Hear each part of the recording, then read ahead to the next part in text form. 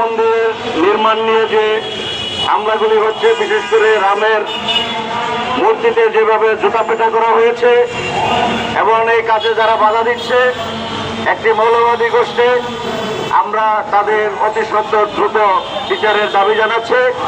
সংগ্রামী সাথী ও বন্ধুগণ, আমরা আমার পূর্ববর্তী বক্তাগণ বলেছেন যে বর্তমান সরকারকে এই দায়িত্বে ক্ষমতায় আসার জন্য হিন্দু বৌদ্ধ খ্রিস্টানদের একটি উল্লেখযোগ্য ভূমিকা ছিল এবং সেটা সরকারও স্বীকার করেন।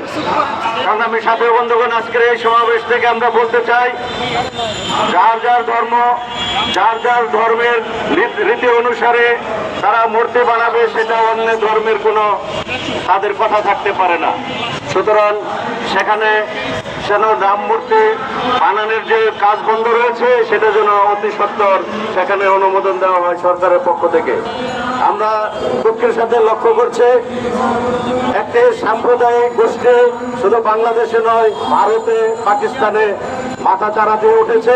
বাংলাদেশেও আমাদের খ্রিস্টানদের উপরে যে ঘটনাগুলো হয়েছে সেগুলির একটাও আমরা বিচার পাইনি।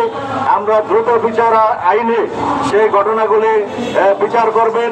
আমরা মাননীয় প্রধানমন্ত্রীর দৃষ্টি আকর্ষণ করে বলতে চাই, আমার যার ধর্ম তার কাছে রাষ্ট্রের কি বলার আছে, এবং আমার ধর্ম যেন আমি পালন করতে পারি, আমি যেন গির্জা তৈরি করতে পারি, আমি যেন মসজিদ তৈরি করতে পারি, মন্দির তৈরি করতে পারি, সেখানে যেন এই মৌলবাদী গোষ্ঠী যেন বাধা দিতে না পারে, আমরা সেই সরকারের কাছে সেই প্রত্যাশা রেখে